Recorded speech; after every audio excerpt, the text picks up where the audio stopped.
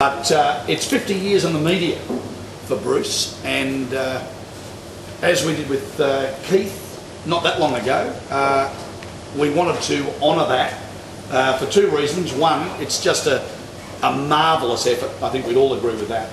But secondly, he is an absolute icon of 3AW. Continue that tradition of absolutely knock 'em dead radio programming.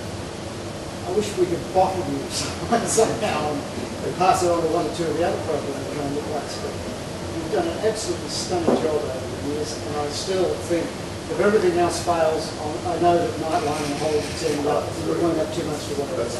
So well done. I grew up listening to Black as an Unca doing breakfast on 3AW. That's where I developed a love for this station, this call sign of ours. That's where I developed a fondness for Bruce's work.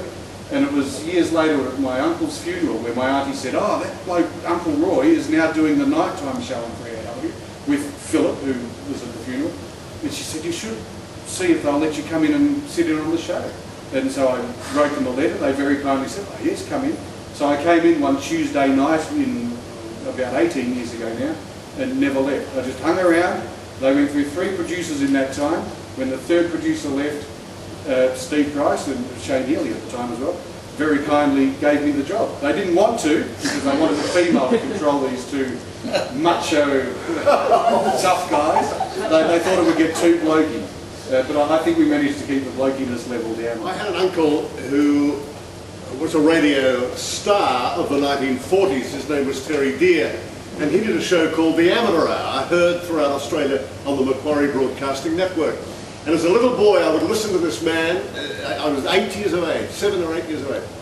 And I'd listen to this man doing the show, and he'd come through the door in the dinner suit after doing Australia's Amateur Hour. And I thought to myself, if only I could do that sort of thing later on in life. How can I do it? And my love of radio started at that very tender age. At 14, I won a junior announcers competition at 3UZ at the top of Oak Street. 1 week on air for £100 cash, and I relished it. I loved it. Lewis Bennett, the general manager, said, "You've got to get your hours up on air, and you can only do that by going to the country." Well, I suggest you go up to Warrigal. There's a job up there at 3UL Warrigal. So in the car we went, Mum and Dad and I in the Plymouth up to Warrigal. We met the studio manager, and my mother in the fur and the fox down the back and the hairnet and the veil. "Where's my son going to live?" I said, "Oh, it's Mrs. Horn up on the hill. She's got a guest house up there where all the announcers stay." Well, Mrs. Horn ran a house of ill repute. And there were men in every bedroom. And my mother said, "Where is my Bruce going to stay?" And she said, "Down here." And then we went to the bedroom, and there's a big mound in the middle of the eiderdown. My mother said, "What's that?" And she said, "Oh, that's me bread. It's starting to rise."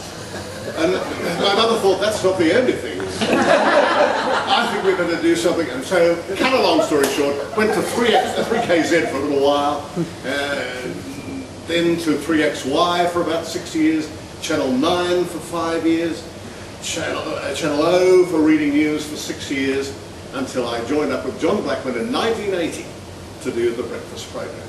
And I have to say that call sign, that 3AW, has kept me sane, living, happy, and contented in the one radio station that I pined to work for as a little boy. And it always was a temptation to get there, to work for 3AW, but nobody ever could because it was so gigantic and huge in its appeal to Melbourne, and it still is. I'm so proud to be part of the station.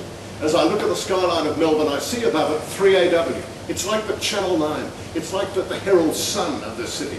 And I want you, in your time, as I have here, to be as proud of that call sign as you should be, because it's very, very special.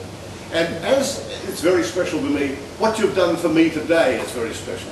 I mean that very sincerely. I wouldn't have cared whether I celebrated 50 or 40 or 60 years, but the fact that you've gone to this trouble and all of this effort, oh, not really,